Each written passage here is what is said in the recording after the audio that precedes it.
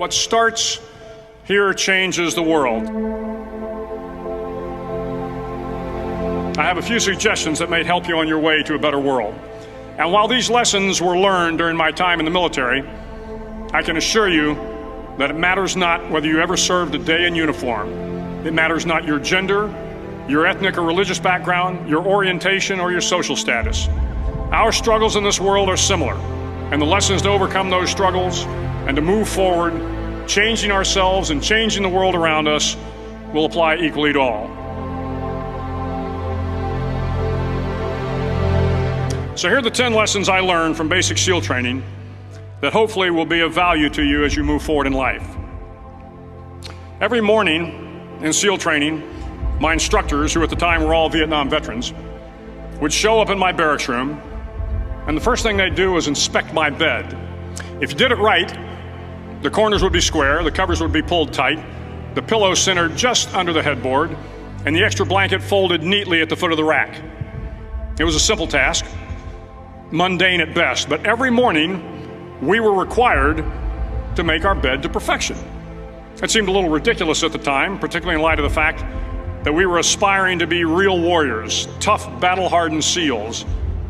But the wisdom of this simple act has been proven to me many times over. If you make your bed every morning, you will have accomplished the first task of the day. It will give you a small sense of pride, and it will encourage you to do another task, and another, and another. And by the end of the day, that one task completed will have turned into many tasks completed. Making your bed will also reinforce the fact that the little things in life matter. If you can't do the little things right, you'll never be able to do the big things right. And if by chance you have a miserable day, you will come home to a bed that is made, that you made.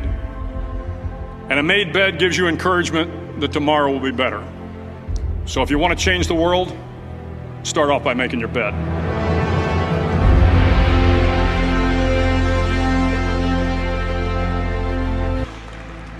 During training, the students are all broken down into boat crews.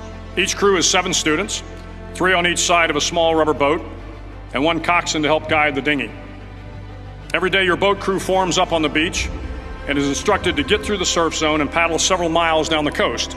In the winter, the surf off San Diego can get to be 8 to 10 feet high, and it is exceedingly difficult to paddle through the plunging surf unless everyone digs in. Every paddle must be synchronized to the stroke count of the coxswain.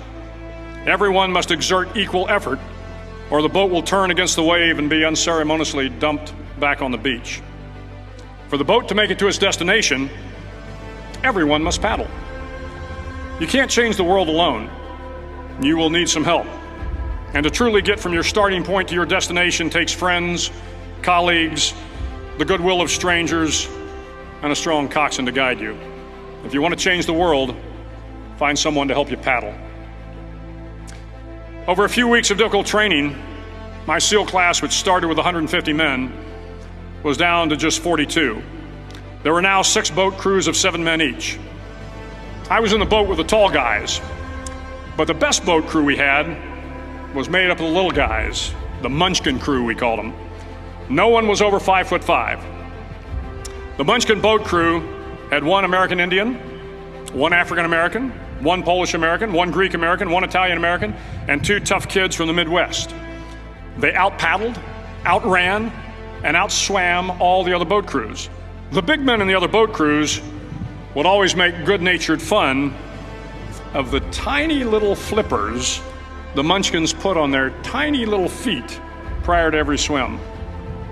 But somehow these little guys from every corner of the nation and the world always had the last laugh, swimming faster than everyone and reaching the shore long before the rest of us. SEAL training was a great equalizer. Nothing mattered but your will to succeed, not your color, not your ethnic background, not your education, not your social status. If you want to change the world, measure a person by the size of their heart, not by the size of their flippers. Several times a week, the instructors would line up the class and do a uniform inspection. It was exceptionally thorough. Your hat had to be perfectly starched, your uniform immaculately pressed, your belt buckle shiny and void of any smudges. But it seemed that no matter how much effort you put into starching your hat or pressing your uniform or polishing your belt buckle, it just wasn't good enough. The instructors would find something wrong. For failing uniform inspection, the student had to run, fully clothed, into the surf zone, then wet from head to toe, roll around on the beach until every part of your body was covered with sand. The effect was known as a sugar cookie. You stayed in the uniform the rest of the day, cold, wet, and sandy. There were many a student who just couldn't accept the fact that all their efforts were in vain, that no matter how hard they tried to get the uniform right, it went unappreciated. Those students didn't make it through training. Those students didn't understand the purpose of the drill. You were never going to succeed. You were never going to have a perfect uniform. The instructors weren't going to allow it.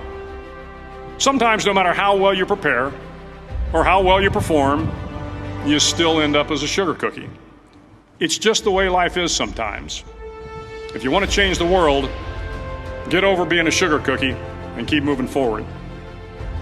Every day during training, you were challenged with multiple physical events: long runs, long swims, obstacle courses, hours of calisthenics, something designed to test your mettle. Every event had standards, times you had to meet. If you failed to meet those times, those standards, your name was posted on a list, and at the end of the day, those on the list were invited to a circus. A circus was 2 hours of additional calisthenics, designed to wear you down, to break your spirit, to force you to quit. No one wanted a circus. A circus meant that for that day, you didn't measure up. A circus meant more fatigue, and more fatigue meant that the following day would be more difficult and more circuses were likely. But at some time during SEAL training, everyone made the circus list. But an interesting thing happened to those who were constantly on the list. Over time, those students who did 2 hours of extra calisthenics got stronger and stronger. The pain of the circuses built inner strength and physical resiliency. Life is filled with circuses. You will fail. You will likely fail often. It will be painful. It will be discouraging. At times, it will test you to your very core. But if you want to change the world, don't be afraid of the circuses. At least twice a week, the trainees were required to run the obstacle course. The obstacle course contained 25 obstacles, including a 10-foot wall, a 30-foot cargo net, a barbed wire crawl, to name a few. But the most challenging obstacle was the slide for life. It had a 3-level, 30-foot tower at one end and a 1-level tower at the other. In between was a 200-foot-long rope. You had to climb the 3-tiered tower, and once at the top, you grabbed the rope, swung underneath the rope, and pulled yourself hand over hand until you got to the other end.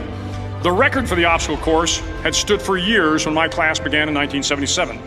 The record seemed unbeatable until one day a student decided to go down the slide for life head first. Instead of swinging his body underneath the rope and inching his way down, he bravely mounted the top of the rope and thrust himself forward.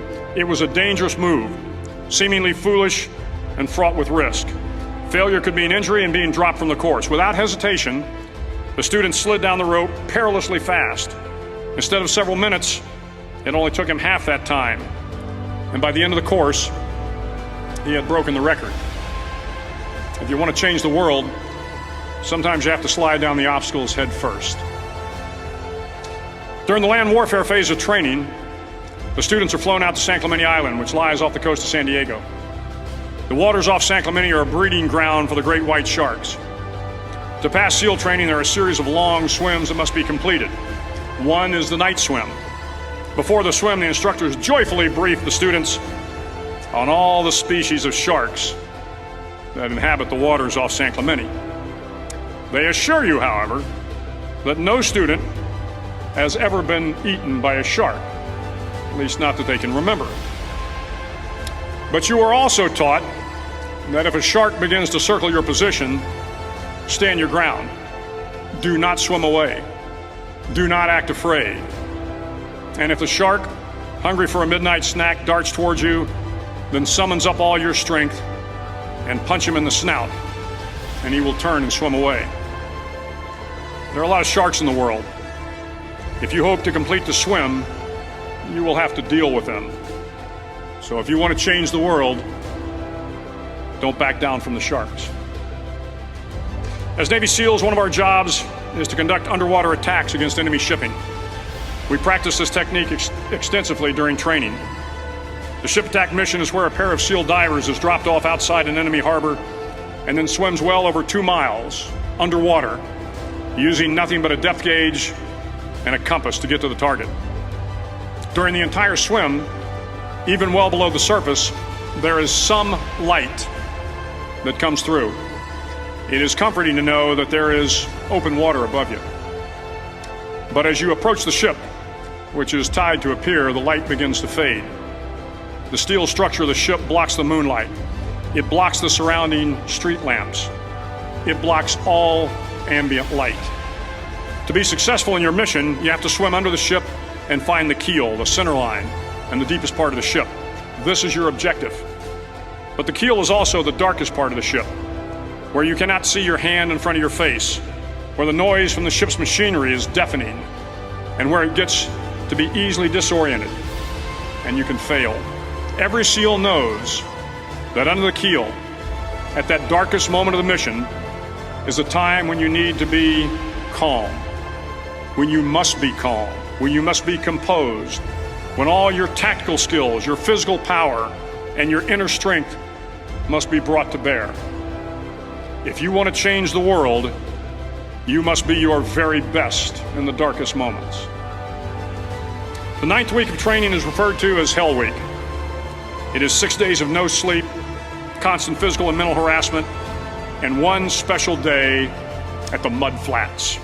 The Mud Flats are an area between San Diego and Tijuana where the water runs off and creates the Tijuana Sloughs, a swampy patch of terrain where the mud will engulf you. It is on Wednesday of Hell Week that you paddle down to the Mud Flats and spend the next 15 hours trying to survive this freezing cold, the howling wind, and the incessant pressure to quit from the instructors. As the sun began to set that Wednesday evening, my training class, having committed some egregious infraction of the rules, was ordered into the mud. The mud consumed each man till there was nothing visible but our heads. The instructors told us we could leave the mud if only 5 men would quit. Only 5 men, just 5 men, and we could get out of the oppressive cold. Looking around the mud flat, it was apparent that some students were about to give up. It was still over 8 hours till the sun came up. 8 more hours of bone-chilling cold. The chattering teeth and the shivering moans of the trainees were so loud, it was hard to hear anything. And then one voice began to echo through the night. One voice raised in song. The song was terribly out of tune, but sung with great enthusiasm. One voice became 2, and 2 became 3, and before long, everyone in the class was singing.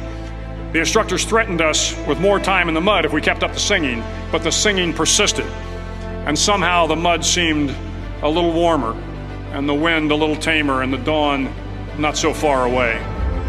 If I have learned anything in my time traveling the world, it is the power of hope. The power of one person, a Washington, a Lincoln, King, Mandela, and even a young girl from Pakistan, Malala. One person can change the world by giving people hope. So if you want to change the world, start singing when you're up to your neck in mud. Finally, in SEAL training, there's a bell. A brass bell that hangs in the center of the compound for all the students to see. All you have to do to quit is ring the bell. Ring the bell, and you no longer have to wake up at 5 o'clock. Ring the bell, and you no longer have to be in the freezing cold swims. Ring the bell, and you no longer have to do the runs, the obstacle course, the PT, and you no longer have to endure the hardships of training. All you have to do is ring the bell to get out. If you want to change the world, don't ever ring the bell. It will not be easy. Start each day with a task completed. Find someone to help you through life. Respect everyone. Know that life is not fair and that you will fail often. But if you take some risks, step up when the times are the toughest, face down the bullies, lift up the downtrodden, and never ever give up, if you do these things, The next generation and the generations that follow will live in a world far better than the one we have today. And what started here will indeed have changed the world for the better. Thank you very much.